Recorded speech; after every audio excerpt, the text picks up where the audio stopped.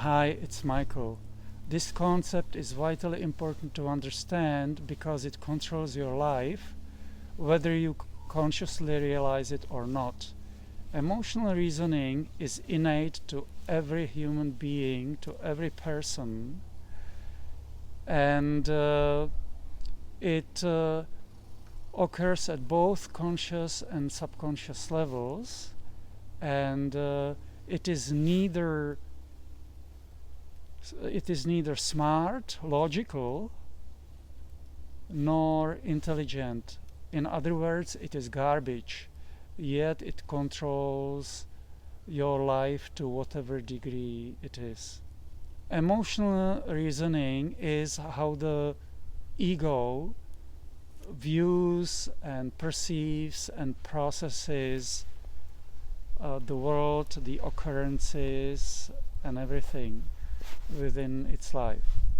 Even if at the conscious level you don't use emotional reasoning much, at the subconscious level the subconscious mind may be spewing out emotions and positionalities like crazy, and when it boils down to the kind of the bare bones, at the deepest point, the emotional reasoning goes something like this, and three kind of emotional reasoning conclusions will be now provided. The first one is, I am not lovable because da da da da da da da, because I look ugly, I don't look sexy, because I'm too short, too tall, too skinny, because I have small breasts,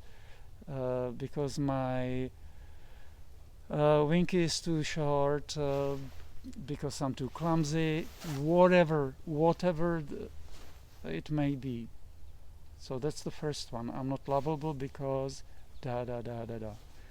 The second one is, I don't deserve love or something positive. I don't deserve love, I don't deserve good health, I don't deserve a loving, compassionate spouse, I don't deserve good friends, I don't deserve something healthy, something positive, because da da da da da da da again, because I've done some sinful things, because I caused this, because again I look too ugly, I'm not sexy enough, I don't have special abilities, I cannot sing, I cannot do anything right, whatever it may be. So this is the second thing. And the third one is, God must hate me, or God hates me because da da da da da da da. Now, you may not believe in God, you may not even like the word God, but that is your conscious mind. The subconscious mind is just fine using the word God or the concept of God. So even if you don't believe in God, consciously your subconscious mind is right into it. So God hates me, or must dislike me, or ignores me because da da da da da da da. Because I'm going through suffering, I'm going through pain, I'm going through cancer, my wife was in an accident and died, I am abandoned, I am all alone, God abandoned me, God hates me, da da da da da da da. All this is utter bullshit, but of course the ego, the emotional reasoning, doesn't use logic or intelligence, it just spews things out. Now, what reinforces emotional reasoning are, of course, false beliefs, So if somebody believes that there is a God that is punishing, that is revengeful, and so on, well, naturally the person will then spew out this emotional reasoning stuff. Or somebody who believes there is no God, then, oh boy, then that's as bad, maybe even worse, because then one shuts off the source of life, and that can lead to big problems. Now, you may not like the word God, which is fine, it has been abused well enough throughout the centuries. You may prefer a different word, a source of life, love, joy, truth. Next thing that reinforces emotional reasoning are toxins. And the major toxins, as even the Buddhism calls them, the basis of negligence, are alcohol, smoking, and drugs. There are other toxins, even coffee. Those three that have just been mentioned are the main one: alcohol, smoking, drugs, that even in tiny amounts, even infrequently, can and do cause a lot of trouble. They poison the system, and a poisoned system, how can it work well? Of course it's going to spew out negative emotions and emotional reasoning, right?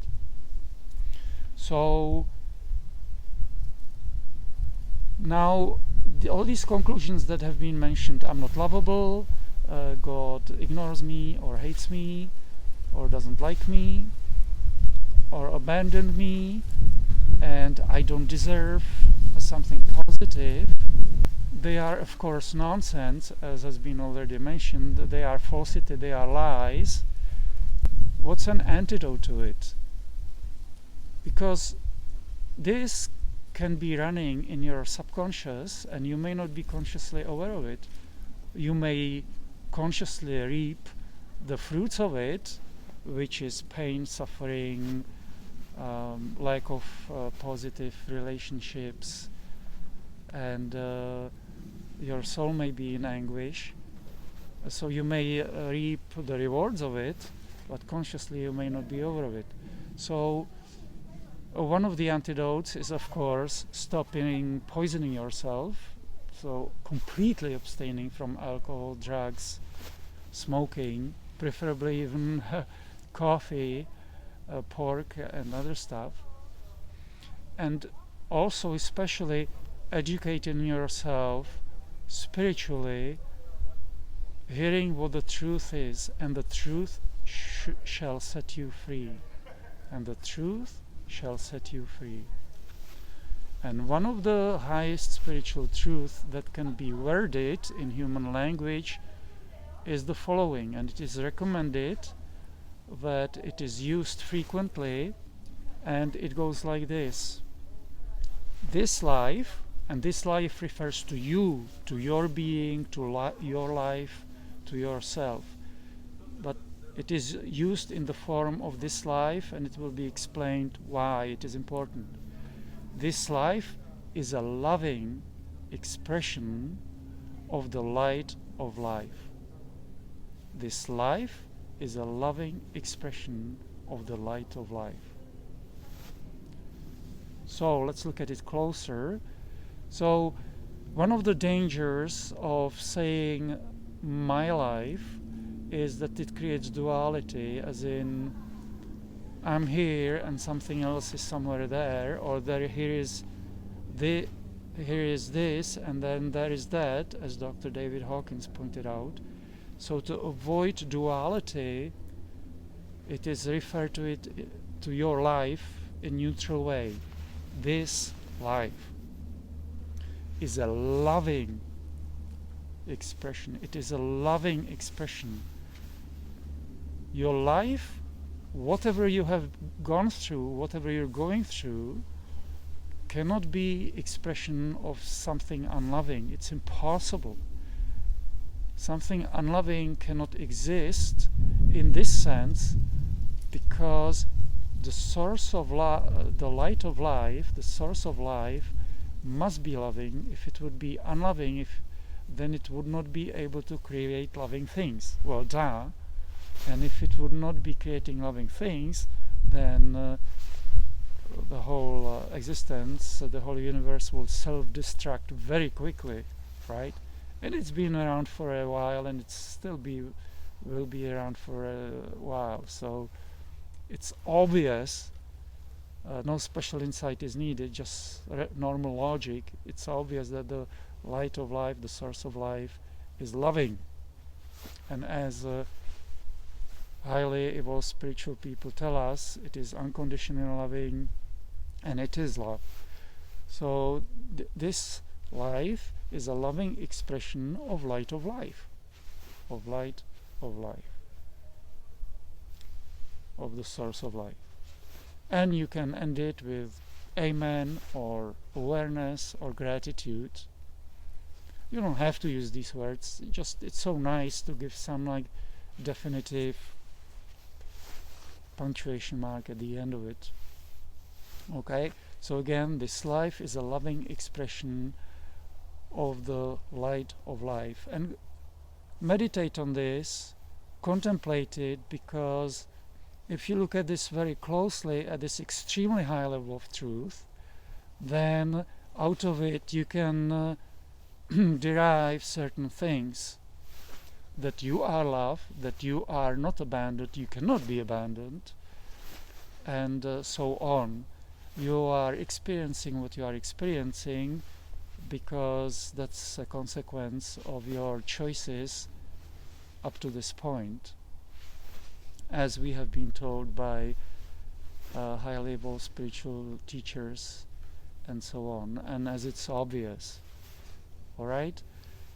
And acknowledging the source of light, source of life, which you do with this affirmation, what has just been mentioned, which you do, this life is a loving expression of the light of life.